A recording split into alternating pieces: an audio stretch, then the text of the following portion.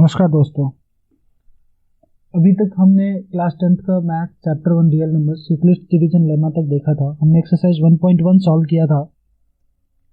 आज हम उसके आगे का टॉपिक देखने वाले हैं और इस चैप्टर के अंदर जितने भी थियरी पार्ट हैं वो हम इस वीडियो के अंदर कवर करेंगे और एक और वीडियो बनाऊंगा मैं इसी चैप्टर का, जिसके अंदर जो रिमेनिंग एक्सरसाइज रह गए हैं वो सारे सॉल्व कर लेंगे। तो उससे पहले हमें कॉन्सेप्ट सीखना ज़रूरी है, इसलिए इस वीडियो के अंदर हम सारा थियरी पार्ट कवर करने वाले हैं। तो चलिए बिना किसी देरी के शुरू करते हैं। जो आपका सबसे पहला टॉपिक है इस चैप्टर के अंदर, जो अभी तक हमने कवर कर लिया, उसके बाद का जो सबसे पहला टॉपिक है वो है फंडामेंटल थ्योरम ऑफ अरिथमेटिक। इसमें क्या बताया है कि मान लीजिए आपके पास कोई भी एक नंबर है जो कि नेचुरल नंबर है। तो नेचुरल नंबर मुझे बताइए कितने तरीके के हो सकते हैं? दो हो सकते हैं। कोई भी नेचुरल नंबर दो तरीके के हो सकते हैं। या तो क्या होगा, प्राइम नंबर, या तो कोई भी नेचुरल नंबर या तो वो प्राइम नंबर होगा। प्राइम नंबर मतलब वो नंबर या तो वन से या फिर सेल्फ, दो ही नंबर से डिवाइड हो सकता है और किसी भी नंबर से डिवाइड नहीं हो सकता। या तो फिर वो होगा कॉम्पोजिट नंबर। कॉम्पोजिट नंबर कौन सा होगा? जो कि वन सेल्फ के अलावा एटलीस्ट एक ऐसा नंबर होगा जिससे डिवाइड होगा, at least one more factor, except at least one more factor. ठीक है। अब अगर हम इसमें देखें कि जो कॉम्पोजिट नंबर है वो उसके जो फैक्टर होंगे वन एंड सेल्फ के अलावा एटलीस्ट एक और फैक्टर होंगे, एटलीस्ट एक होंगे, ज्यादा कितने भी हो सकते हैं। ठीक है। तो इसका मतलब ये है कि कॉम्पोजिट नंबर को अगर मैं फैक्टर करूं तो उसके कॉम्पोजिट या प्राइम कुछ तो फैक्टर बनेंगे, कुछ तो उसको फैक्टर के फॉर्म में लिख सकते हैं। जैसे मैं एग्जांपल लेता हूं, मान लीजिए 8 एक कॉम्पोजिट नंबर है, तो मैं 8 को कैसे लिख सकता हूं? 2 इंटू टू इंटू टू, या फिर ऐसे लिख सकता हूं 2 इंटू 4। ठीक है। तो ये मुझे बताइए कि इसमें ये जो फैक्टर है इसमें 4 क्या है? 4 1 एंड 4 के अलावा भी किसी नंबर से डिवाइड होता है, किससे? 2 से। तो 4 क्या है? Composite number. ठीक है। और ये क्या है? This is prime number. 2 तो एक प्राइम नंबर है ना, क्योंकि 2 1 एंड 2 के अलावा, 1 एंड सेल्फ के अलावा किसी और से डिवाइड नहीं होता। तो 2 is a prime number, 4 is a composite number. इसमें क्या है? इसमें 2 है, सिर्फ 2 के फॉर्म में लिखा है मैंने, तो उसको मैं लिख सकता हूं कि ये प्राइम, सारे प्राइम नंबर है। तो अगर मैं देखूं कि ये प्राइम नंबर के फैक्टर के फॉर्म में अगर मैंने इसको लिखा है जिसमें सारे फैक्टर प्राइम है, तो ये यूनिक कॉम्बिनेशन है। 2 इंटू टू इंटू टू मतलब 2 क्यूब, मतलब 8 को मैं लिख सकता हूँ 8 इज इक्वल टू 2 क्यूब। ये यूनिक कॉम्बिनेशन है। इसके अलावा ऐसा कोई प्राइम फैक्टर नहीं है, प्राइम फैक्टर का कॉम्बिनेशन नहीं है जो मैं 8 के फैक्टर के फॉर्म में लिख सकता हूँ, जिसको मल्टीप्लाई करके मैं 8 लिख सकता हूँ, है ना। सिमिलरली अगर मैं दूसरा एक फैक्टर लूँ, सपोज मैंने एक दूसरा लिया 15 ओके, 15 को मैं कैसे लिख सकता हूँ? 3 इंटू 5। अब यहाँ पे क्या है? 3 इज प्राइम, 5 इज प्राइम। तो मतलब मैं इसको 15 को अगर मैं कॉम्पोजिट नंबर है 15, जिसको मैं अगर प्राइम फैक्टर के फॉर्म में लिखूं तो ये यूनिक प्राइम फैक्टर बना 3 इंटू 5। या फिर मैं ऐसे लिख सकता हूँ 5 इंटू 3। तो 5 इंटू 3 में क्या हो गया? P2 पहले आ गया, प्राइम नंबर 2, और जो ये है P1 बाद में आया। मतलब इसका ऑर्डर तो हम आगे पीछे कर सकते हैं, ऑर्डर बदल सकते हैं, लेकिन ये नंबर नहीं बदलेंगे, नंबर यही रहेंगे, यूनिक नंबर रहेंगे। जैसे मान लो मैं अगला अगर एक एग्जाम्पल लूँ, तो मान लो मैं लेता हूँ एग्जाम्पल 32, या फिर आप 36 ले लीजिए। 36 तो क्या हो गया? 2 इंटू में 3 इंटू में 3 इंटू 2। ठीक है। या फिर मैं इसको लिख सकता हूँ 2 इंटू 2 इंटू 3 इंटू 3। या फिर मैं ऐसे लिख सकता हूँ 3 इंटू 3 इंटू 2 इंटू 2। मतलब मैं क्या कर रहा हूँ? मैं अल्टीमेटली इसका ऑर्डर जो है वो चेंज कर रहा हूँ, ऑर्डर आगे पीछे कर रहा हूँ। 2 इंटू 2 पहले, 2 इंटू 2 यहाँ पे लिखा, 3 इंटू 3 यहाँ लिखा, या फिर 2 इंटू 3 3 इंटू 2। ऑर्डर तो मैं चेंज कर सकता हूँ, लेकिन ये जो कॉम्बिनेशन है कि two number of 2 and 2 number of 3, यही कॉम्बिनेशन रहेगा, चाहे हम कुछ भी कर लूँ। जब मैं इसको प्राइम फैक्टर के फॉर्म में तोड़ूंगा तो अल्टीमेटली मेरे पास यही नंबर आने वाला है। आप बोलोगे कि सर ऐसे भी तो लिख सकते हैं, 36 इक्वल टू 4 इंटू 9, ये भी तो लिख सकते हैं, लेकिन ये प्राइम नहीं है ना। हमें तो प्राइम फैक्टर चाहिए। जब प्राइम फैक्टर मैं निकालूंगा किसी भी कॉम्पोजिट नंबर के प्राइम फैक्टर के फॉर्म में, जब उसको ब्रेक करूंगा तो ऑलवेज यूनिक होगा। यूनिक मतलब इसमें जैसे 36 का फैक्टर किया तो 2 आया 2 टाइम्स मतलब 2 स्क्वायर इंटू 3 आया 2 टाइम्स 3 स्क्वायर, यही फॉर्म में आएगा ऑलवेज। ठीक है, तो इसका मतलब ये हुआ कि किसी भी कॉम्पोजिट नंबर को मैं अगर प्राइम फैक्टर के फैक्टराइजेशन के फॉर्म में एक्सप्रेस करूं, मतलब मल्टीप्लिकेशन ऑफ प्राइम फैक्टर्स के फॉर्म में अगर उसको लिखूं, तो ऑलवेज यूनिक होगा एक्सेप्ट ऑर्डर। ऑर्डर आगे पीछे कर सकते हैं, जैसे 2 into 3 into 3 into 2, 2 into 2 into 3 into 3 ऐसे लिख सकते हैं, या फिर 3 इंटू 3 इंटू 2 इंटू 2 लिख सकते हैं। ठीक है, इसका मतलब ये हुआ कि ऑर्डर आगे पीछे कर सकते हैं, ऑर्डर को हम आगे पीछे लिख सकते हैं, लेकिन वो नंबर उतने ही नंबर सेम रहेंगे। जो प्राइम जितने बार जो प्राइम नंबर आए हैं उतने ही बार रहेंगे। जैसे और एग्जांपल ले लीजिए, मान लीजिए 25 इज ए कॉम्पोजिट नंबर। क्यों? क्योंकि वो 25 इज ए कॉम्पोजिट नंबर। क्यों? क्योंकि वो 25 एंड 1 के अलावा भी किसी नंबर से डिवाइड होता है। किससे? 5 से। तो इसको अगर मैं लिखूं 25 को, तो कैसे लिख सकता हूँ? 5 इंटू 5। प्राइम फैक्टर के फॉर्म में ही लिखना है, ये ध्यान रखिए। अगर आप प्राइम फैक्टर के फॉर्म में नहीं लिख रहे हैं तो फिर आपको जो कॉम्पोजिट है उसको वापस प्राइम में ब्रेक करना पड़ेगा। जैसे मैं आपको दूसरा एग्जांपल देता हूँ। सपोज एग्जांपल 32 है, तो इसको मैं लिख सकता हूँ 2 इंटू 16। ठीक है, तो 16 कॉम्पोजिट नंबर, इसको भी प्राइम के फॉर्म में ब्रेक करना पड़ेगा। तो 2 इंटू 8, अब फिर 8 एक कॉम्पोजिट नंबर है ना। मतलब जब तक कि कंप्लीट प्राइम फॉर्म में नहीं आ जाए, इसमें जितने मल्टीप्लिकेशन में नंबर हैं सारे के सारे क्या होने चाहिए? सारे के सारे हमारे पास प्राइम नंबर होने चाहिए। तब जो नंबर निकल के आएगा, तब जो फैक्टराइजेशन निकल के आएगा वो ऑलवेज यूनिक होगा। तो 2 इंटू 2 इंटू 2 इंटू 2, ये जो है अब ये यूनिक है। दिस इज 2 पावर 5, ये यूनिक है। समझ रहे हैं आप? ये जो 2 टू द पावर 5 है, ये जो है ये यूनिक है, ये यूनिक है। इसके अलावा कोई भी ऐसा फैक्टर नहीं हो सकता प्राइम फैक्टर जो 32 का प्राइम फैक्टर हो। प्राइम फैक्टराइजेशन का फॉर्म में ऐसा और कुछ नहीं लिख सकता आप। 2 टू द पावर 5 ही आएगा, चाहे आप जैसे भी लिखें। ठीक है, तो ये आपको समझ आया। प्राइम नंबर क्या होता है? जो 1 एंड सेल्फ के अलावा किसी से डिवाइड ना हो। कॉम्पोजिट क्या होता है? जो 1 एंड सेल्फ के अलावा एटलीस्ट एक ऐसा नंबर हो, ज्यादा कितने भी हो सकते हैं, लेकिन कम से कम एक और नंबर ऐसा होगा जिससे वो डिवाइड हो जाएगा। ठीक है, तो कॉम्पोजिट नंबर को अगर मैं फैक्टराइज करूं प्राइम फैक्टराइजेशन के फॉर्म में, तो ऑलवेज यूनिक होगा।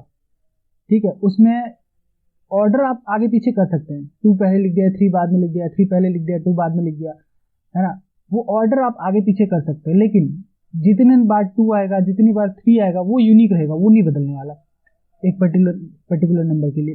ठीक है, तो ये आई होप कि आपको समझ आया होगा। नेक्स्ट अब देखते हैं कि रैशनल एंड इरैशनल नंबर क्या होता है। ठीक है, तो मुझे एक बात बताइए कि रैशनल नंबर आपने बहुत 9th से ही पढ़ रहे हो आप, तो आपको पता होगा कि क्या डेफिनेशन है इसका। ठीक है, लेकिन फिर से मैं एक बार डेफिनेशन लिख देता हूं। क्या होता है? रैशनल नंबर वो होते हैं जिनको हम P बाई Q के फॉर्म में लिख सकते हैं, वेयर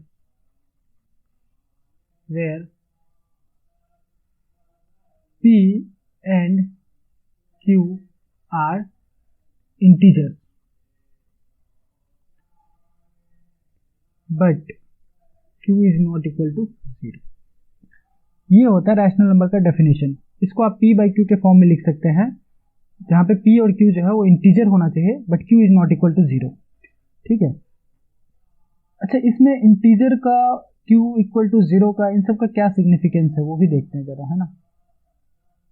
वो भी देखते हैं। मान लीजिए कि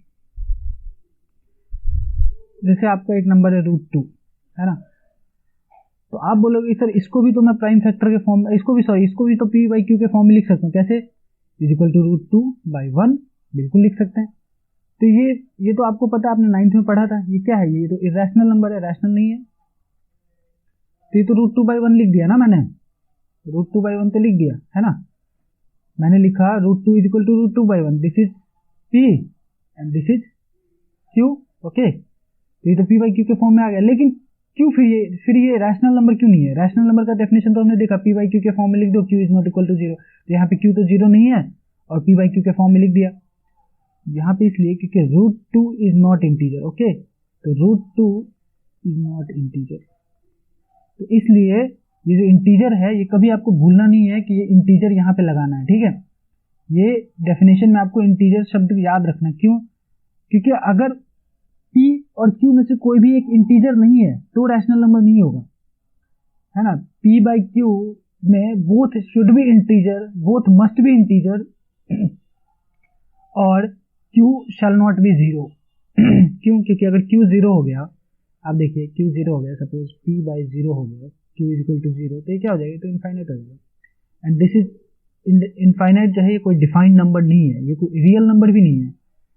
रैशनल नंबर या इरेशनल नंबर दोनों जो है वो रियल नंबर के पार्ट है, और जो नंबर रियल ही नहीं है तो उसको हम ना रैशनल बोल सकते हैं ना इरेशनल बोल सकते हैं। तो इसलिए q can not be zero, ठीक है, और p and q must be integer, ठीक है। तो ये आपको समझ आया। अब मुझे बताइए कि पाई क्या है? पाई क्या है? Is it a rational number और इरेशनल नंबर? पाई एक रैशनल नंबर है कि इरेशनल नंबर है? बताइए। Pi is a rational number और इरेशनल नंबर? यहाँ पे रैशनल की स्पेलिंग मैंने गलत लिख दी, एल भी आएगा, ओके, एल। तो मुझे बताइए पाई क्या है? आपको पता है पाई इज इक्वल टू क्या होता है? सॉरी, आपको पता है क्या पाई की वैल्यू कितनी थी? Pi is equal to 22/7। 22 क्या है? इंटीजर है। 7 क्या है? इंटीजर है। और 7 is not equal to zero, Q is not equal to zero ना। तो डेफिनेशन तो इसमें फुलफिल हो गया ना। डेफिनेशन के क्राइटेरिया थे, 3 क्राइटेरिया। क्या p बाई क्यू के फॉर्म में होना चाहिए? बिल्कुल p बाई क्यू के फॉर्म में। Second criteria p and q integer होना चाहिए, तो वो दोनों इंटीजर है। And q shall not be zero, तो q इज जीरो नहीं है। इस हिसाब से तो ये रैशनल नंबर होना चाहिए। लेकिन आपने 9th में पढ़ा था क्या कि ये तो इरेशनल नंबर है, ठीक है। तो इरेशनल कैसे हो गया? एक्चुअली क्या है कि पाई जो है ना वो ग्रीक लेटर का 16th कैरेक्टर है। जैसे अपने अल्फाबेट में ABCD में p जो है वो 16th नंबर पे आता है, वैसे ही पाई जो है वो ग्रीक अल्फाबेट का 16th लेटर है, ठीक है। तो पेरिफेरी जो लिखते हैं ना, पेरिफेरी एक आपका सर्कल है, उसके चारों तरफ का जो डिस्टेंस मेजर करते हैं उसको बोलते हैं पेरिफेरी, ठीक है। तो उसको पेरिफेरी को, जो पेरिफेरी है उसको ग्रीक में पाई से शुरू कर, जैसे हम पी से लिखते हैं ना, वो लोग पाई से लिखते हैं, ठीक है।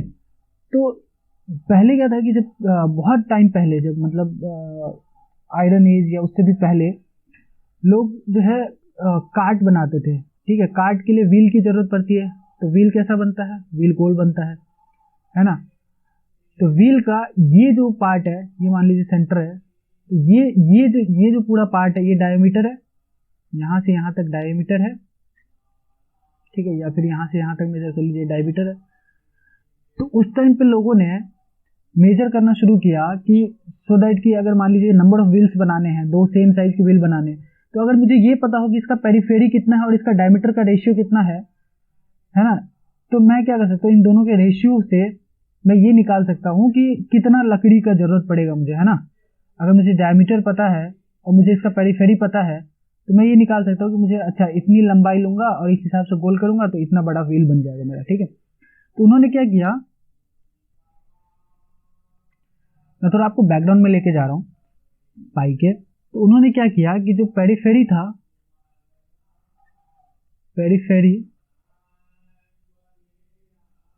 पेरिफेरी को डायमीटर से डिवाइड कर दिया, और जो आया वैल्यू उसको बोला उन्होंने पाई, ठीक है। तो इनिशियली उन्होंने जो पाई की वैल्यू निकाली वो निकाला 3.12 से 3.16 के बीच में कुछ आ रहा था, ठीक है, इसके बीच में कुछ आ रहा था वैल्यू। फिर इसमें इतना ये क्यों हो गया, मीन्स अगर 3.12 से 16 के बीच में आ रहा है तो ठीक है, दैट्स ओके। लेकिन फिर पाई अगर 3.12 है या 16 है, दोनों ही केस में पाई क्या हो जाएगा? पाई तो एक रैशनल नंबर हो जाएगा। लेकिन फिर ये इरेशनल कैसे हो गया? अब समझते हैं कैसे हो गया। देखिए, एक्चुअली जब उन्होंने इसको मेजर करना शुरू किया व्हील को, ठीक है, तो मान लीजिए उन्होंने यहां से शुरू किया और मेजर करने के बाद जब वो वापस पट्टी लगा के आए, जब वापस यहां से मेजर करके खत्म किया, तो कहीं यहाँ पे खत्म किया। तो इस केस में क्या होगा कि पेरिफेरी जो है वो एक्चुअल पेरिफेरी से, जो एक्चुअल में पेरीमीटर है, एक्चुअल पेरिफेरी से थोड़ा वो बड़ा हो गया, वो एक्चुअल में थोड़ा बड़ा हो गया। सिमिलरली अगर उन्होंने यहाँ से मेजर करना शुरू किया, यहाँ से मेजर करना इस साइड में शुरू किया क्लॉकवाइज, और यही एंटी क्लॉकवाइज, और यहीं पे खत्म कर दिया, तो ये थोड़ा सा पार्ट बच गया। तो इस केस में क्या हो गया, पेरिफेरी छोटा हो गया, पेरिफेरी छोटा हो गया। तो इसका मतलब ये हुआ कि पेरिफेरी वो लोग करेक्टली मेजर नहीं कर पा रहे थे। सिमिलरली डायमीटर का केस था, डायमीटर भी उन्होंने मेजर करना शुरू किया, कुछ लोग यहाँ से शुरू किए, कुछ अंदर से शुरू किया, कुछ बाहर खत्म किया, कुछ अंदर ही खत्म कर दिया मेजर, क्योंकि मेजरमेंट्स इतने एक्यूरेट नहीं थे, वहां पे मेजरिंग सिस्टम इतना एक्यूरेट नहीं था। तो जो एक्यूरेसी इतनी ज्यादा नहीं थी, बहुत कम एक्यूरेसी की वजह से ये जो वैल्यू आ रही थी ये सही नहीं आ रही थी, ये 3.12 से 16 के बीच में आ रही थी। फिर उन्होंने क्या किया, तरह तरह के तरीके निकाले कि कैसे इसको एक्यूरेटली मेजर किया जाए। तो कुछ लोगों ने बोला कि ऐसा करो, एक स्क्वायर ले लो, एक स्क्वायर ले लो ऐसा, ठीक है, ये स्क्वायर है, रेक्टेंगल नहीं है, और स्क्वायर के अंदर एक सर्कल रख दो, है ना। अब ये जो है, ये वाला पार्ट स्क्वायर का जितना वो डायमीटर होगा, और सिमिलरली एक अंदर उसके बना दो, वो एक अंदर ऐसे स्क्वायर बना दो, ठीक है। तो उन्होंने इस तरह से क्या किया, एक अंदर बनाया, बाहर बनाया, सॉरी इस तरह से स्क्वायर बनाया अंदर, है ना, एक अंदर बनाया, बाहर बनाया, और तरह तरीके से उन्होंने उसको मेजर करने की कोशिश की कि वैल्यू एक्यूरेट आए, ठीक है। कुछ लोगों ने ऐसे हेक्सागोन बनाया, उसके अंदर सर्कल रखा, है ना, हेक्सागोन के अंदर सर्कल रखा। तो मतलब जितने पॉलीगन्स में जितने ज्यादा आप ये लाइंस बढ़ाते जाएंगे उतना वैल्यू एक्यूरेट होता जाएगा। तो सिमिलरली वैल्यू 3.12 के जगह 14 आने लगा। उसके बाद जब मेजर करना शुरू किया तो 3 पॉइंट ये चलता चला गया, 3.141 समथिंग ऐसे, एग्जैक्टली मेरे को वैल्यू अभी याद नहीं है क्योंकि ये मिलियंस ऑफ डिजिट में इसके वैल्यू है, ठीक है। तो ये वैल्यू ऐसे चलता गया, मतलब पाई की वैल्यू कभी कांस्टेंट आई ही नहीं, पाई की वैल्यू 3.141 ऐसे कंटिन्यू चलता चला गया। तो क्या हुआ कि इस तरह की जो वैल्यू आई वो कभी टर्मिनेट नहीं हुई। फिर जो नए सुपर कंप्यूटर्स बने उन्होंने मिलियंस ऑफ डिजिट में पाई की वैल्यू निकालनी चाहिए, और मिलियंस ऑफ डिजिट में निकालने के बावजूद भी वो कभी टर्मिनेट नहीं हुआ, वो चलता चला गया, ठीक है। तो जब वो वैल्यू चलता चला गया, इसमें हमारे जो इंडियन साइंटिस्ट है रामानुजन, उनका भी काफी कंट्रीब्यूशन रहा है, मैथमेटिशियन है वो रहे थे, उनका भी काफी कंट्रीब्यूशन रहा है। उन्होंने सीरीज के एक इनफाइनाइट सीरीज को सॉल्व करके उन्होंने पाई की वैल्यू निकाली थी, और बहुत दूर तक की डिजिट की वैल्यू निकाली थी, बहुत लंबी डिजिट निकाली थी। तो पाई की वैल्यू कभी टर्मिनेट नहीं हुई। तो आपको पता होगा कि जो रैशनल और इरेशनल का फर्क है वो ये है कि जो नंबर रैशनल होते हैं वो दो टाइप के होते हैं, क्या, या तो वो टर्मिनेटिंग हो गया, जो वैल्यू टर्मिनेट हो जाता है, टर्मिनेटिंग, या तो नॉन टर्मिनेटिंग होंगे तो रेकरिंग होंगे, नॉन टर्मिनेटिंग बट रेकरिंग।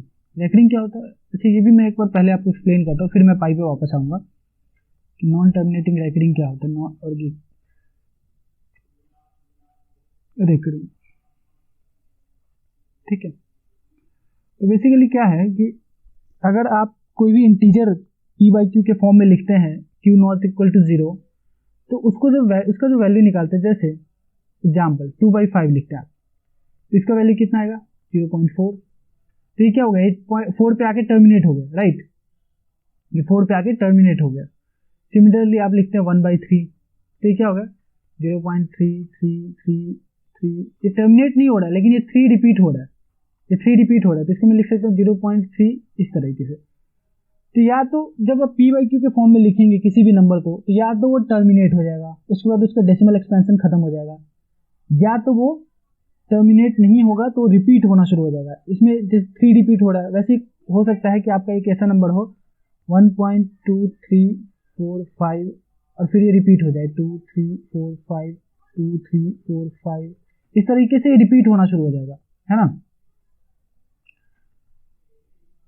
तो ऐसे जो नंबर्स होते हैं जो रिपीट होने लगते हैं उनको हम क्या बोलते हैं, non terminating but recurring, repeat होने वाला, नॉन टर्मिनेटिंग बट रेकरिंग या रिपीटिंग। इसको मैं 2 3 4 5 पैसे लगा दूं, है ना। तो ये इस तरह के, तो इरेशनल नंबर दो ही तरीके के हो सकते हैं, या तो वो टर्मिनेटिंग होंगे या नॉन टर्मिनेटिंग होंगे तो रेकरिंग होंगे, रिपीट होंगे। लेकिन जो इरेशनल होते हैं उनकी यही पहचान है कि वो ना तो टर्मिनेट होते हैं ना तो रिपीट होते हैं। तो जो पाई है वो मिलियंस ऑफ डिजिट में गया लेकिन कभी रिपीट नहीं हुआ, किसी सीक्वेंस को उसने रिपीट नहीं किया, वो रैंडम नंबर आता चला गया, समझ रहे। तो इसलिए जो पाई है वो इरेशनल नंबर है। फिर हम 22/7 क्यों लिखते हैं पाई को? पाई जो है इरेशनल नंबर है, वो ना तो टर्मिनेट होता है और ना ही रिपीट होता है। तो फिर हम पाई इज इक्वल टू 22/7 क्यों लिखते हैं? पाई अगर 20, सॉरी ये मैंने उल्टा लिख दिया ना, लिखा सही था लेकिन पाई इक्वल टू 22/7। तो मुझे एक बात बताइए, ये हम क्यों लिखते हैं? तो हमने तो बोला पाई जो है वो रैशनल नहीं है और ये तो रैशनल फॉर्म में लिख रहे हैं। ये इसलिए लिखते हैं कि हम इतने मिलियंस ऑफ डिजिट में कैलकुलेशन नहीं कर सकते, तो हमको कोई अप्रोक्सीमेशन लेना पड़ेगा। तो पाई हम लेते हैं अप्रोक्सीमेटली इक्वल टू 22/7, क्योंकि अगर मैं 3.141 को अगर मैं लिखूंगा, 3.141 को अगर मैं कोशिश करूंगा p/q के फॉर्म में लिखने की, तो ये अप्रोक्सीमेटली इक्वल टू आता है 22/7 के, ठीक है। इसलिए हम 22/7 लिखते हैं, सो दैट जब हम सम सॉल्व कर रहे होते हैं, जब हम क्वेश्चन सॉल्व कर रहे होते हैं तो उस टाइम पे ये हमें हेल्प करता है 22/7 वैल्यू अप्रोक्सीमेट करने में। ये approximate value, this is not exact value of pi. Exact value तो ये वाली है जो 3.141 एंड चलता चला जाता है, कहाँ तक मुझे भी नहीं पता। मिलियंस ऑफ डिजिट में लोगों ने निकाले, सुपर कंप्यूटर्स ने बहुत मिलियंस ऑफ डिजिट में निकाल लिए हैं, लेकिन स्टिल वो अभी तक टर्मिनेट नहीं हुआ है। एंड आपको शायद नहीं पता हो, पर पाई ऐसा सब्जेक्ट है जिसपे लोगों ने इतनी भारी भरकम रिसर्च की, पूरी जिंदगी बिता दी, इतने बड़े बड़े रिसर्च कर चुके हैं पाई पे। तो पाई, लाइफ ऑफ पाई क्या है? Life of pi is infinite. Pi का लाइफ खत्म नहीं होता, जिंदगी खत्म नहीं होती। पाई इज नॉन टर्मिनेटिंग, है ना। लाइफ ऑफ पाई मूवी देखी होगी आपने। लाइफ ऑफ पाई इज, जो पाई की जिंदगी टर्मिनेट नहीं होती, खत्म नहीं होती है। पाई इनफाइनाइट तक चलता चला जाता है ना। इनफाइनाइट डेसिमल तक चलता चला जाता है। वैल्यू इनफाइनाइट नहीं होती, बट डेसिमल नंबर उसके इनफाइनाइट तक जाएंगे, वो टर्मिनेट नहीं होता है, ठीक है। लेकिन उसकी अप्रोक्सीमेट वैल्यू हम 22/7 लेते हैं सम सॉल्व करने के लिए। ये उसकी एग्जैक्ट वैल्यू नहीं है, तो आप ये ना समझे कि 22/7 है तो ये रैशनल नंबर, नहीं नहीं नहीं। 22/7 उसकी वैल्यू ही नहीं है, पहली बात। एग्जैक्ट वैल्यू वो नहीं है। अगर वो एग्जैक्ट वैल्यू होती तो रैशनल होता, लेकिन वो वैल्यू नहीं है, वो तो हमने अप्रोक्सीमेशन लिया हुआ है। एग्जैक्ट वैल्यू तो उसकी 3.141592 समथिंग ऐसे चलती चली जाती है, ठीक है। तो ये हो गया अपना पाई, हमने देख लिया पाई क्या है। तो रैशनल नंबर एक बार फिर से देख लेते हैं। रैशनल कौन सा होता है? जो p/q के फॉर्म में होता है। p/q बोथ इंटीजर होना चाहिए, q is not equal to 0 होना चाहिए। जिसको हम p/q के फॉर्म में नहीं लिख सकते उसको हम बोलते हैं रैशनल नंबर। तो इरेशनल नंबर कौन से होंगे? फिर कौन से नंबर इरेशनल होंगे? जिनको हम p/q के फॉर्म में नहीं लिख सकते हैं। कौन से नंबर को नहीं लिख सकते? Irrational which cannot be written in the form of p/q, where p/q integer है, q is not equal to 0। तो इसको बोलते हैं इरेशनल नंबर। तो मुझे एक बात बताइए कि इरेशनल नंबर का प्रॉपर्टी हमने क्या देखा कि इरेशनल नंबर जो होते हैं वो नॉन टर्मिनेटिंग होते हैं और नॉन रिपीटिंग होते हैं।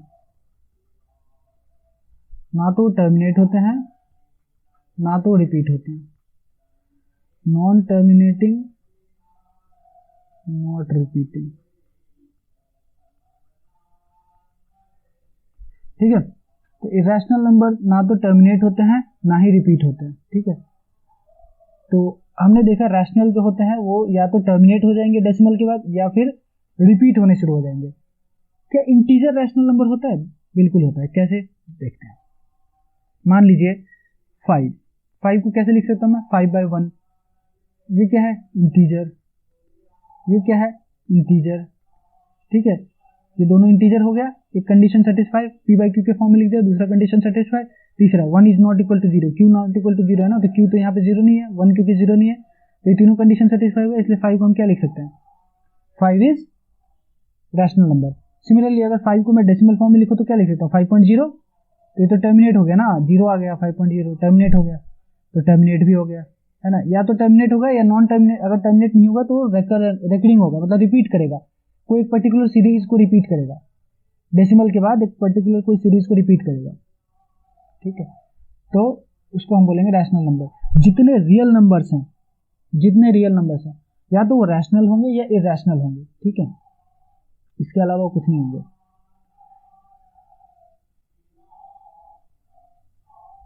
By the way real number क्या होता है, मैंने बताया था, रियल नंबर वो होता है जो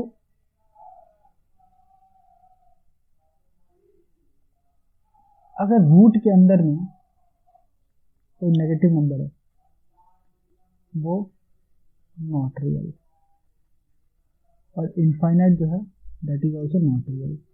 इसके अलावा सारे क्या होते हैं, सारे नंबर रियल होते हैं, इसके अलावा सारे नंबर रियल होते हैं, ठीक है। ये मैंने पहले ही लेक्चर में आपको बताया था, आप चाहे तो आप वो वीडियो रेफर कर सकते हैं, जो पहला लेक्चर था हमारा, वो वीडियो आप रेफर कर सकते हैं, ठीक है। तो अब चलते हैं आगे, ठीक है।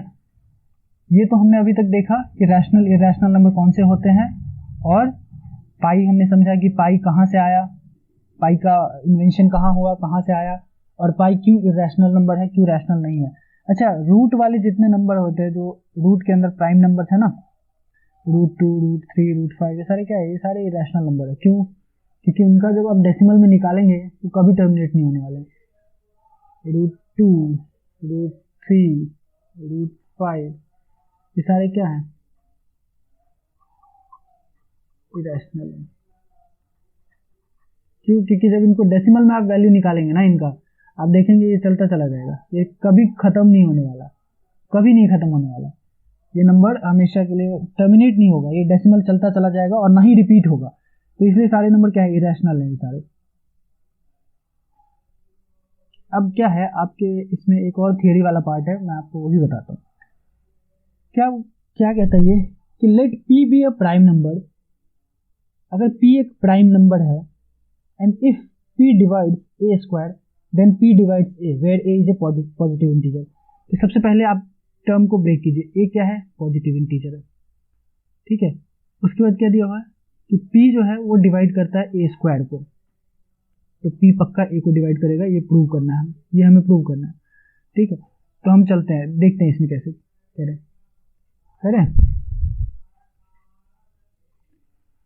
मान लीजिए कि आपका कोई नंबर a है, तो उसको आप, अगर ये कॉम्पोजिट नंबर है तो उसको आप कैसे लिख सकते हैं, प्राइम फैक्टर के फॉर्म में। अभी हमने पहला थियरी देखा इसमें, p1 into p2 into p3, और ये यूनिक होंगे इंटू pn।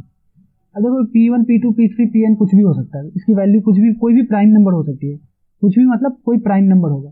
तो a अगर कॉम्पोजिट नंबर है तो इसको मैं प्राइम फैक्टराइजेशन के फॉर्म में ऐसे लिख सकता हूँ, ठीक है। तो a स्क्वायर को मैं कैसे लिखूं फिर, p1 p2 p3 pn, p1 p2 p3 pn, इन दोनों को मल्टीप्लाई कर दिया, a स्क्वायर आ गया।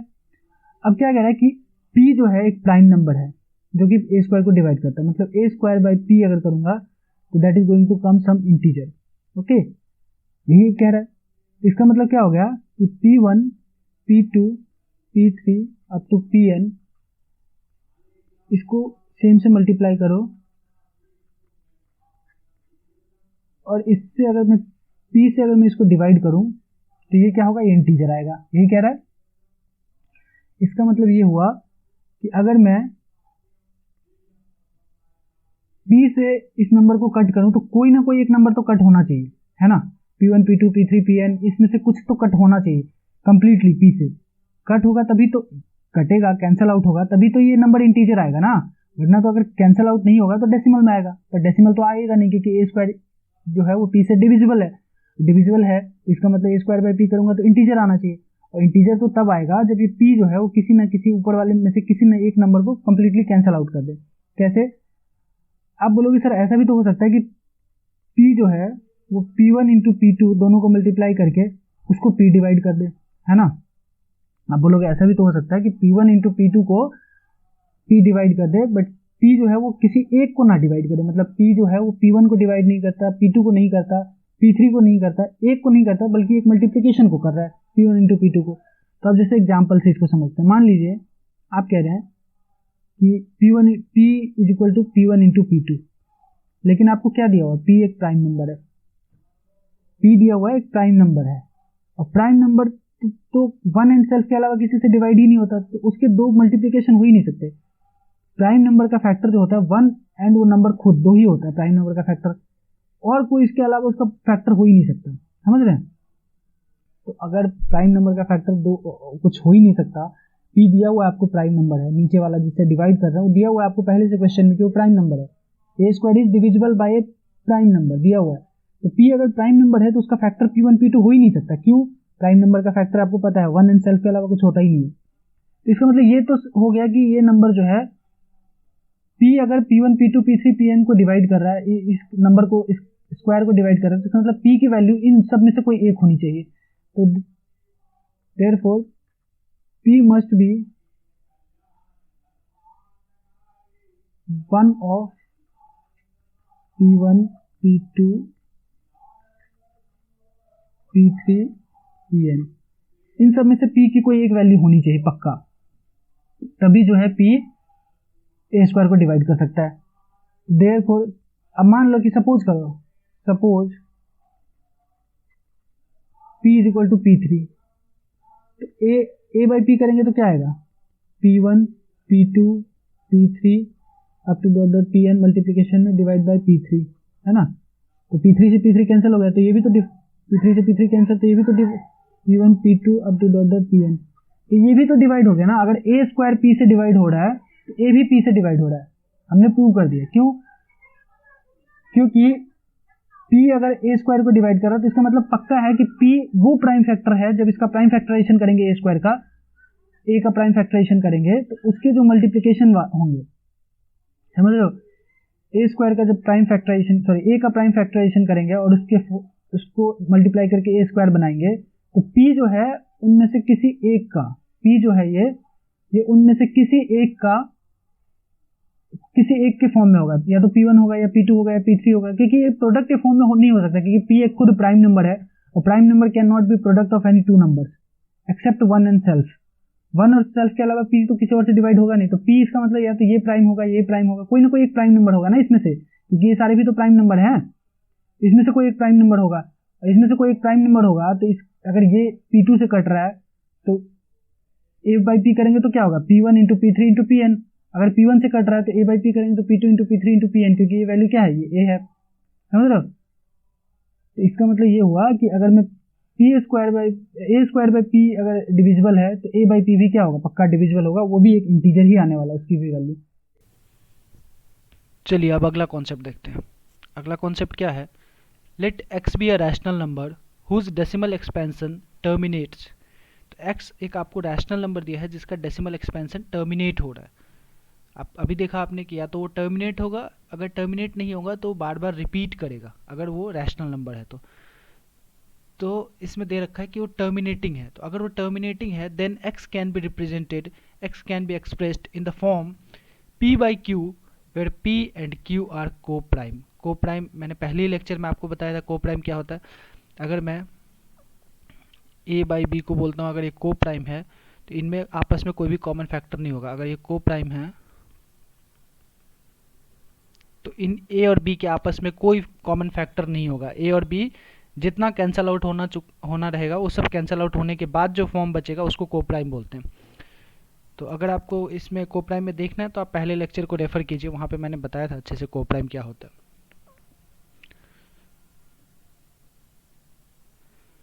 ठीक है, तो क्या क्या कह रहा है कि where p and q are coprime and the prime factorisation of q is of the form 2 power n and into multiplied by 5 power m where n and m are non-negative integers। समझते हैं इसको क्या कह रहे हैं, पहले example से समझते हैं, आपको ज़्यादा अच्छा समझ आएगा। तो थोड़े बहुत एग्जाम्पल लेते हैं, जैसे कि 1/2 equal to 0.5, 1/3 is equal to 0.3333। okay, then 1/4,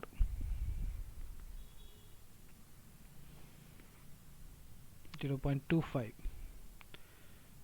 1/5, 0.2, 1/6, इसको जब हम करेंगे डिवाइड तो ये आएगा 0.16666 अप टू। फिर देखते हैं अगला 1/7, 0.142, देन 857, 142,857, ये रिपीट हो रहा है। ठीक है, उसके बाद देखते हैं 1/8, ये आ गया आपके पास 0.125। फिर देखते हैं 1/9, 0.1111, 1/10, 0.1, 1/11, यह आ जाएगा 0.0909। थोड़ा सा पेशेंस रखिए, थोड़े बहुत और एग्जांपल देखेंगे, उसके बाद हम कंक्लूजन निकालेंगे क्या आ रहा है।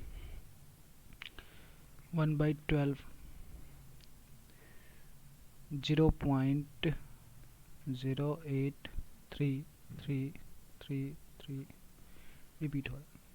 ठीक है, तो इसमें हमने क्या देखा, इसमें हमने देखा कि जब भी डेसिमल टर्मिनेट हो रहा है, जब भी आपका डेसिमल नीचे टर्मिनेट हो रहा है, जब भी डेसिमल एक्सपेंशन टर्मिनेट हो रहा है, जैसे पहला केस, इसमें डेसिमल टर्मिनेट हो रहा है आपका। ठीक है, तो इसमें क्या है कि नीचे जो है, नीचे का जो फैक्टर है 2,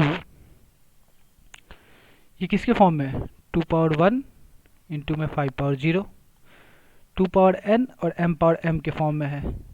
इसमें देखिए डेसिमल सेकंड वाले में टर्मिनेट नहीं हो रहा है, इसमें डेसिमल टर्मिनेट नहीं हो रहा है, इसमें 0.3333 कंटिन्यूस चलता चला जा रहा है। तो इसमें नीचे 2 पावर n और 5 पावर m के फॉर्म में नहीं है डिनोमिनेटर। इसमें देखिए 1/4, 4 को क्या लिख सकता हूँ मैं, 4 को मैं लिख सकता हूँ 2 इंटू 2 लिख सकता हूँ, तो इसको मैं लिख सकता हूँ 2 पावर 2 इंटू में 5 पावर 0 लिख सकता हूँ। तो ये 2 पावर n m और 5 पावर m के फॉर्म में आ गया ये, तो ये भी टर्मिनेट हो रहा है। देखिए सिमिलरली 1/5, तो इसको मैं लिख सकता हूँ 5 पावर 1 इंटू 2 पावर 0। किसी भी नंबर का पावर अगर 0 कर दे तो उसकी वैल्यू 1 आती है, तो इसलिए हम पावर 0 लिख सकते हैं, any number a power 0 equal to 1। ठीक है, तो ये क्या आ गया, ये 0.2 टर्मिनेट हो गया। तो ये भी किस फॉर्म में है, 2 पावर n 5 पावर m के फॉर्म में। 1/6, क्या इसको मैं लिख सकता हूँ, नहीं लिख सकता, क्योंकि 6 इक्वल टू होता है 2 इंटू 3 और 5 के अलावा एक टर्म आ गया 3, 2 एंड 5 के अलावा एक टर्म 3 आ गया, तो ये उस फॉर्म में नहीं लिख सकते। तो इसका देखिए डेसिमल टर्मिनेट नहीं हो रहा है, ये कैसे चल रहा है 1.16, 0.16666 ऐसे चलता चला जा रहा है। ठीक है, नेक्स्ट आता है 1/7। 1/7 किया तो 7 को ऑब्वियसली 2 एंड 5 के फॉर्म में नहीं लिख सकते, 7 खुद एक प्राइम नंबर है, उसका कोई और फैक्टर नहीं है, तो इसलिए इसका डेसिमल देखिए 142,857, ये फिर से रिपीट हो रहा है 142,857। तो ये जो है ये रिपीट हो रहा है, तो ये रैशनल नंबर की पहचान है, या तो टर्मिनेट होगा नहीं तो रिपीटिंग होगा। तो ये रिपीट हो रहा है, टर्मिनेट नहीं हो रहा तो रिपीट हो रहा है। ठीक है, तो इसमें नहीं हो रहा है। फिर 1/8, 1/8 टर्मिनेट हो रहा है, तो 8 को क्या लिख सकता हूँ मैं, 2 पावर 3 इंटू 5 पावर 0। ओके, तो 2 पावर n और 5 पावर m के फॉर्म में लिख सकते हैं।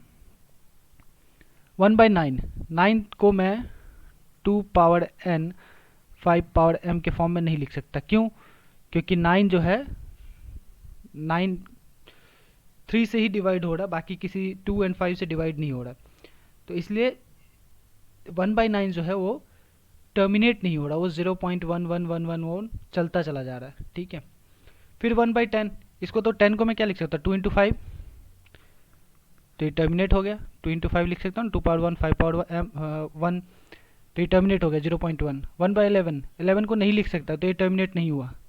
1/12, 12 को नहीं लिख सकता, 2 इंटू 2 इंटू 3, 2 पावर 2 लिख सकता हूँ, 5 पावर 0 लिख सकता हूँ, लेकिन उसके अलावा एक एक्स्ट्रा नंबर आ गया ना 3, 2 और 5 के अलावा डिनोमिनेटर में कुछ नहीं होगा तो टर्मिनेट होगा, कुछ भी होगा तो टर्मिनेट नहीं होगा। अब ऐसा क्यों होता है वो समझते हैं। आपने एग्जाम्पल से ये समझ लिया, इसमें काफ़ी हॉस्पॉस हो गया, तो आप आई होप कि आपको समझ आया होगा। इतने सारे हमने एग्जाम्पल किए, इसमें हमने देखा कि जब भी आई एम सॉरी, जब भी किसी नंबर को p बाई क्यू के फॉर्म में लिखते हैं और अगर तो उसका डिनोमिनेटर 2 पावर n इंटू में 5 पावर m के फॉर्म में होता है तो वो टर्मिनेट हो जाता है, वो डेसिमल एक्सपेंशन टर्मिनेट हो जाता है। अगर इसके अलावा 2 एंड 5 के अलावा कोई भी एक नंबर आ गया तो टर्मिनेट नहीं होता है, ठीक है, वो टर्मिनेट नहीं होता। फिर वो कैसा होता है, नॉन टर्मिनेटिंग, इनफाइनाइट तक चलता है क्या? नहीं नहीं नहीं, नॉन टर्मिनेटिंग तो होता है लेकिन वो रिपीट होता रहता है। अगर वो रिपीट भी नहीं होता तो इरेशनल होता है, और जो इरेशनल नंबर है उसको पी बाई क्यू के फॉर्म में हम लिख नहीं सकते। तो जो पी बाई क्यू के फॉर्म में लिखना है उसमें दो ही पॉसिबल केस है, या तो टर्मिनेट होगा, या तो टर्मिनेट अगर नहीं होगा तो फिर रिपीट होगा, अपने आप को एक सीक्वेंस को रिपीट करेगा, चाहे किसी भी सीक्वेंस को रिपीट करे, है ना, लेकिन एक पर्टिकुलर सीक्वेंस को रिपीट करेगा। जैसे इसमें देखिए 1/6 के फॉर्म में, 1/6 वाले में आपने देखा 1/6 में इसमें कि 6 रिपीट हो रहा है, जबकि 1/7 में पूरा पूरा 6 नंबर रिपीट हो रहा है, 142857 फिर रिपीट हो रहा है 142857, ठीक है। तो अब ऐसा क्यों होता है वो देखते हैं। देखिए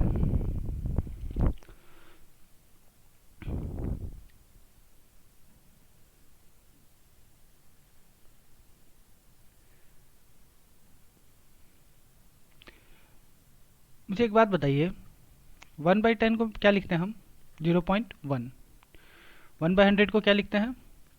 0.01। मतलब एक चीज़ तो देख रहा हूँ मैं कि जब भी नीचे 10 या 100 आता है तो हम क्या करते हैं, ऊपर जो भी नंबर होता है, सपोज अगर ऊपर 2 है, 2/10 है तो 0.2, तो हम क्या करते हैं कि 0 के बाद नीचे जितने जीरो है उतना डेसिमल आगे देते हैं। जैसे नीचे अगर 2 जीरो है, यहाँ पे 100 है, तो 0 के बाद इसको 2 डेसिमल तक लिखना है। तो कैसे लिखे 2/100 को? 2/100 को कैसे लिखेंगे? 0.02, 2 डेसिमल आ गया ना। तो इसका मतलब जब भी नीचे 10 या 10 का पावर के फॉर्म में कोई नंबर होगा डिनोमिनेटर में, तो ऊपर वाले नंबर को ही लिखना है, बस उसके आगे डेसिमल लगाना है। कैसे? जैसे अगर 3/1000 होता तो उसको क्या लिखना है? 0.003, ओके। क्योंकि जितने नीचे जीरो हैं डेसिमल के बाद उतने डिजिट होने चाहिए, है ना। तो तीन डिजिट हो गया, 003, सिंपल है। तो इसका मतलब ये हो गया कि अगर 2 एंड 5 के फॉर्म में रहेगा कोई भी नंबर डिनोमिनेटर में, तो उसको मैं तो 10 के फॉर्म में आसानी से बना ही सकता हूँ ना। आप समझिए कैसे। जैसे मान लीजिए नीचे है 4, अब इसको मुझे 10 के फॉर्म में बनाना है। कैसे बनाऊँ? 2 पावर 2 है, इंटू में 5 पावर 2 मल्टीप्लाई कर दो, है ना। 1/4 था सपोज, तो 2 पावर 2 सॉरी, नीचे मैंने 5 पावर 2 मल्टीप्लाई किया तो ऊपर भी करना पड़ेगा मुझे, समझ रहे हैं? मतलब देखिए फिर से बताता हूँ, 1/4 है तो मैं इसको लिख सकता हूँ 1 into 5 square divide by 2 square into 5 square. 5 square cancel होगा तो वही बचेगा 1/4 ही। अब मैं इसको लिख सकता हूँ, ऊपर तो 25 लिख सकता हूँ, नीचे कितना लिख सकता हूँ? नीचे में लिख सकता हूँ, एक मिनट होल्ड कीजिए, नीचे में लिख सकता हूँ मैं 2 इंटू 5, 2 इंटू 5 को अलग लिख दिया, फिर 2 इंटू 5 को अलग लिख दिया, ओके। तो ये हो गया 25/10 इंटू 10 मीन्स 25/100। इसको मैं लिख सकता हूँ, अब नीचे 100 है तो डेसिमल के बाद कितने डिजिट आएंगे? 2 जीरो है ना, 2 जीरो आएंगे तो 0.25। ये नंबर तो आएगा ही, लेकिन डेसिमल के बाद 2 डिजिट आएंगे, तो 2 डिजिट तो ये खुद ही है, तो 0.25, ओके। तो 1/4 की वैल्यू यही तो हमने पीछे एग्जाम्पल में देखा था, 0.25, है ना। तो इसका मतलब जब भी नीचे 2 एंड 5 के फॉर्म में रहता है तो उसको मैं 10 के फॉर्म में आसानी से बना सकता हूँ, ऊपर नीचे मल्टीप्लाई करके सेम नंबर से, है ना। तो जब 10/10 के फॉर्म में बन जाएगा तो सिंपल है, डेसिमल पीछे पुट करना, बस नंबर वही लिखना है और कितने अंक डेसिमल पीछे पुट करना जितना नीचे जीरो है ना। तो इसका मतलब ये हो गया। अगर सिमिलरली 1/8 करूँ तो 1/8 को मैं कैसे लिख सकता हूँ? 1 2 क्यूब, अब 1 5 क्यूब ऊपर मल्टीप्लाई कर दो, 2 क्यूब इंटू 5 क्यूब यहाँ कर दो। अगर इसको फर्दर सिंप्लीफाई करूँ तो ये आ जाएगा 5/1000, ओके, सॉरी 5 क्यूब मीन्स 125। तो इसको मैं लिख सकता हूँ कैसे? 0.125, ओके, 3 डिजिट है ना, तो डेसिमल के बाद 3 डिजिट, 3 नंबर पीछे डेसिमल देना है मुझे, ठीक है। तो इसका मतलब ये हो गया है कि अगर आपको सिर्फ 2 एंड 5 के फॉर्म में रहेगा नीचे, तो आप उसको कैसे 10 के फॉर्म में बना सकते हो, है ना। या तो सिर्फ 2 रहे, या सिर्फ 5 रहे, या 2 एंड 5 के फॉर्म में रहे, तो उसको 10 के फॉर्म में मैं बना सकता हूँ। लेकिन अगर उसमें कोई एक और भी नंबर हो, जैसे सपोज जैसे 1/12 था अपना, 1/12, तो इसको मैं लिख सकता हूँ 1/2 इंटू 2 इंटू 3, 2 के फॉर्म में तो है, लेकिन एक और एक्स्ट्रा 3 नंबर है, एक नंबर और एक्स्ट्रा 3। क्या ये भी टर्मिनेट होगा? नहीं, ये टर्मिनेट नहीं होगा। क्यों? क्योंकि इसको मैं 10 के फॉर्म में नहीं लिख पाऊंगा। क्यों? 2 इंटू 2 करूँगा और मान लो ऊपर नीचे मल्टीप्लाई कर दिया 5 स्क्वायर से, 5 स्क्वायर से, पर 3 जो है वो तो रह जाएगा ना, वो 10 के पावर के फॉर्म में नहीं रहने देगा इस पूरे नंबर को। तो क्या हो जाएगा, ऊपर तो 25 हो जाएगा, नीचे कितना आएगा 100, नीचे आ जाएगा आपका 100 इंटू में 3। तो ये 100 इंटू 3 को मुझे कैसे लिखना पड़ेगा, 3 इंटू 10 स्क्वायर, मुझे चाहिए 1 इंटू 10 स्क्वायर या 10 क्यूब या 10 के पावर के फॉर्म में, ठीक है, डिनोमिनेटर, तभी तो मैं सीधा डेसिमल पुट कर सकता हूँ ना। तो इसलिए ये नंबर जो था ये टर्मिनेट नहीं हुआ था। तो मुझे नीचे 2 एंड 5 के अलावा कोई भी नंबर नहीं चाहिए। अगर मेरा डेसिमल टर्मिनेटिंग है, डेसिमल एक्सपेंशन अगर हमारा टर्मिनेटिंग है, तो मुझे नीचे 2 एंड 5 के फॉर्म में ही मिलने वाला, उसके अलावा कुछ नहीं चाहिए, उसके अलावा कोई नंबर नहीं मिलने वाला। और अगर उसके अलावा कोई नंबर है तो वो टर्मिनेट नहीं होगा, फिर वो क्या होगा, फिर वो रिपीटिंग होगा, ठीक है। ये आपको समझ आया? अच्छा, एक और चीज़ इसमें देखिए, ध्यान दीजिए। मान लीजिए कि कई बार कैसा होता है कि ऊपर होगा 27 और नीचे होगा 12, ओके। तो ये टर्मिनेट होगा कि नहीं होगा? तो आप बोलोगे कि नहीं होगा। क्यों? क्योंकि डिनोमिनेटर में क्या है, 2 इंटू 2 इंटू 3, ठीक है।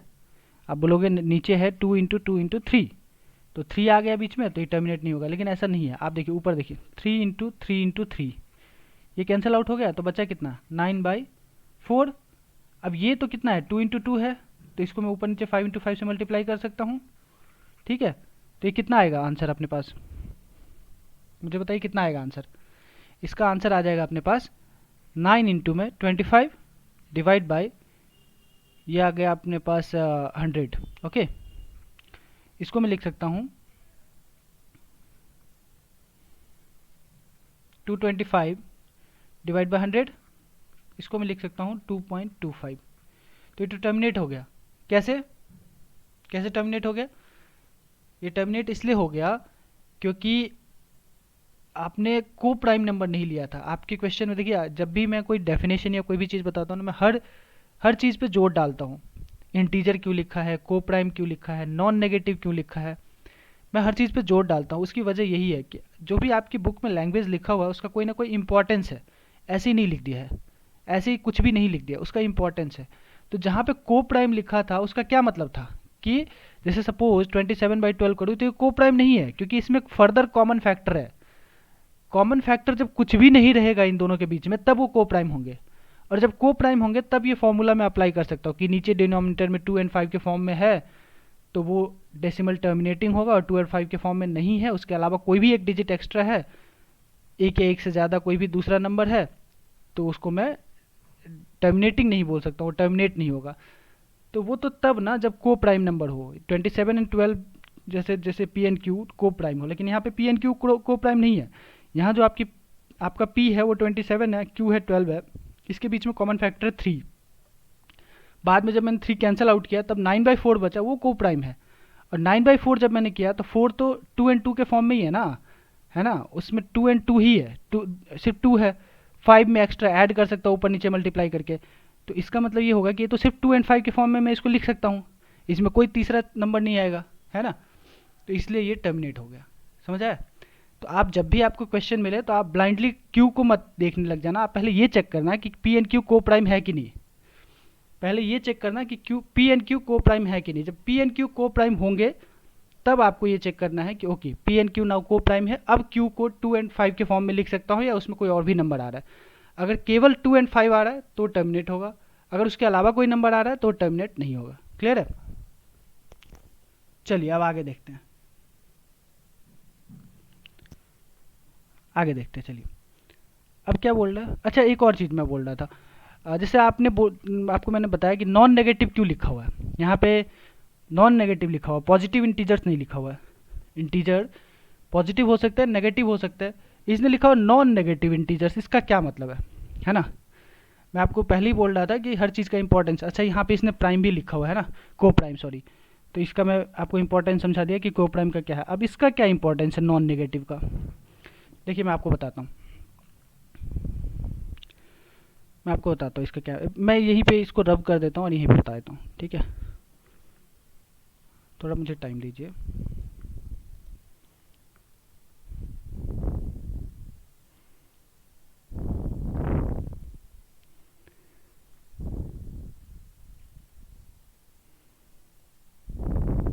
ठीक है, चलिए देखते हैं।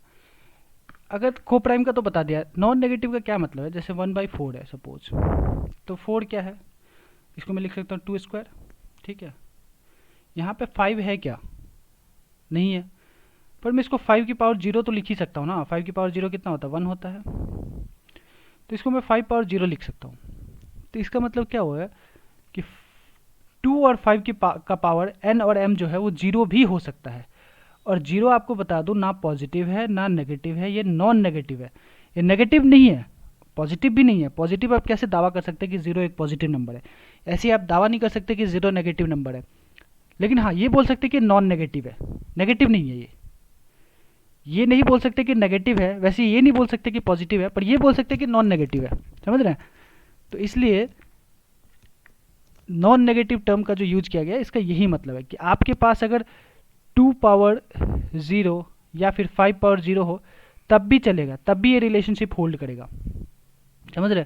नॉन नेगेटिव पावर होना चाहिए, नेगेटिव नहीं होना चाहिए। 2 पावर -2 नहीं होना चाहिए, 2 पावर -1 नहीं होना चाहिए, वैसे 5 पावर -1 नहीं होना चाहिए, नेगेटिव नहीं होना चाहिए। बस 0 भी हो सकता है या फिर पॉजिटिव इंटीजर भी हो सकता है, और इंटीजर ही होना चाहिए। आप ये नहीं बोलेंगे कि 5 पावर 1.2 ना, सॉरी 5 का पावर 1.2, ऐसे नहीं। इंटीजर, इंटीजर क्या होगा, 1 2 3 4 5 6, या फिर -1 -2 -3 -4 -5 -6, इस तरह से। वो तो इंटीजर होगा, लेकिन नॉन नेगेटिव इंटीजर है तो माइनस वाला पार्ट नहीं आएगा, सिर्फ पॉजिटिव पार्ट आएगा। लेकिन 0 भी आ सकता है, क्यों, क्योंकि नॉन नेगेटिव इंटीजर्स है। तो नॉन नेगेटिव का मतलब समझ आया आपको क्यों लिखा हुआ। तो नॉन नेगेटिव इंटीजर्स है और को प्राइम नंबर होना चाहिए। पी एंड क्यू जो है वो को प्राइम होना चाहिए। अगर को प्राइम नहीं है तो पहले उसको को प्राइम बनाइए, उसके जो फैक्टर है जो कैंसिल आउट हो रहे हैं उसको कैंसिल आउट कीजिए। उसके बाद डिनोमिनेटर को चेक कीजिए कि क्या वो 2 और 5 के फॉर्म में है या उसके अलावा भी कोई नंबर उसमें आता है। सिर्फ 2 और 5 आ रहा है, वेल एंड गुड, फिर वो टर्मिनेट हो जाएगा। अगर नहीं तो टर्मिनेट नहीं होगा, फिर उसका जो है वो डेसिमल एक्सपेंशन रिकरिंग होगा, रिपीट करेगा। ठीक है, चलिए अब आगे चलते हैं, देखते हैं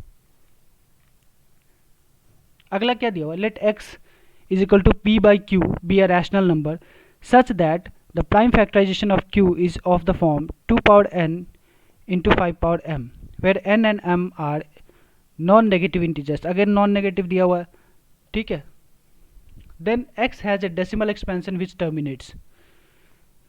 अभी बताया मैंने कि अगर p बाई क्यू के फॉर्म में है कोई रैशनल नंबर और जो q का प्राइम फैक्टराइजेशन है वो 2 पावर n और 5 पावर m के फॉर्म में है, तो वो जो है n और m जो है वो नॉन नेगेटिव इंटीजर्स है। तो x का डेसिमल एक्सपेंशन क्या होगा, टर्मिनेट होगा। अभी तो हमने देखा, तो मुझे नहीं लगता इसको एक्सप्लेन करने की जरूरत है, ये हमने अभी पीछे देखा। अगला देखते क्या है। Let x is equal to p by Q where p and q are coprimes. Again coprime तो होना जरूरी है। Be a rational number such that the prime factorisation of q is not of the form 2 power n into 5 power m। अगर इस form में नहीं है, where n and m are non negative integers, then x has a decimal expansion which is non-terminating, repeating, recurring। देखिए ये भी हमने देखा, लेकिन फिर से मैं एक बार आपको बता देता हूँ कि अगर आपके पास p बाई क्यू है, p बाई क्यू के फॉर्म में है, ठीक है, जहाँ ये दोनों क्या है, इंटीजर दे रखा है, बल्कि को प्राइम दे रखा है। ठीक है, तो को प्राइम है मतलब इन दोनों में कोई कॉमन फैक्टर नहीं है। ठीक है, और q is not equal to 0 है। तो एक चीज़ तो पक्का है, क्या ये रैशनल नंबर है। और रैशनल नंबर दो ही टाइप के हो सकते हैं, या तो टर्मिनेट होंगे और टर्मिनेट नहीं होंगे, टर्मिनेट होगा और टर्मिनेट नहीं होगा तो क्या हो सकता है, रिपीटिंग डेसिमल एक्सपेंशन हो सकता है। ठीक है, तो इसने क्या बोला, इसने बोला कि अगर तो उसमें 2 और 5 इसके फॉर्म में उसका डिनोमिनेटर नहीं है, 2 और 5 के फॉर्म में उसका डिनोमिनेटर नहीं है अगर, तो क्या होगा, वो फिर अगर 2 पावर n 5 पावर m के फॉर्म में नहीं होगा तो वो तो टर्मिनेट तो होगा नहीं, तो टर्मिनेट नहीं होगा तो दूसरा ऑप्शन क्या बचता है, दूसरा ऑप्शन बचता है कि वो रिपीटिंग होगा। रिपीटिंग कौन सा नंबर नहीं होता, जो इरेशनल नंबर होते हैं। ठीक है, पर हम तो इरेशनल की बात ही नहीं कर रहे ना, हम तो इरेशनल नंबर की बात नहीं कर रहे, हम तो रैशनल की बात कर रहे हैं, पी बाई क्यू वाले फॉर्म की बात कर रहे हैं। तो वो टर्मिनेट नहीं हो रहा अगर, तो पक्का रिपीटिंग होगा, हमने कितने सारे एग्जाम्पल में देखे भी। ठीक है, तो इस वीडियो में इतना ही करते हैं। आपके इस चैप्टर का पूरा जो थियरी पार्ट था वो यहाँ पे कंप्लीट हो गया। कोई भी डाउट हो तो आप कमेंट सेक्शन में ज़रूर बताइए, कोशिश करूँगा कि मैं और अच्छे से इसको एक्सप्लेन कर सकूँ। और नेक्स्ट वीडियो में मैं एक्सरसाइज सॉल्व करूँगा, जितने भी बचे हुए एक्सरसाइज है, छोटे छोटे एक्सरसाइज है, कोई बहुत बड़ा नहीं है, पर मैं वीडियो इतना लंबा नहीं करना चाहता, इसलिए मैं बारी बारी से बनाता हूँ। तो नेक्स्ट एक्सरसाइज वीडियो में मैं एक्सरसाइज सॉल्व करूँगा और उसी में हम देखेंगे प्रूफ ऑफ इरेशनैलिटी ऑफ √2 √5। ठीक है, और बाकी जो कॉन्सेप्ट्स हैं वो करेंगे, वो भी बहुत सिंपल है एक्चुअली। √2 और √5 का जो इरेशनैलिटी हमने प्रूव करना है वो बहुत सिंपल है। उसमें क्या है बस कि जो आपने पहला देखा फंडामेंटल थ्योरम ऑफ अरिथमेटिक, ठीक है, उसके बाद आपने एक देखा था कि अगर आपका कोई प्राइम नंबर है वो अगर ए स्क्वायर को डिवाइड कर रहा है तो ए को भी डिवाइड करेगा, यही थियरम उसमें यूज करके उसको प्रूव करना है। ठीक है, तो चलिए वो नेक्स्ट वीडियो में करते हैं, तब तक के लिए have a good day, enjoy, thanks.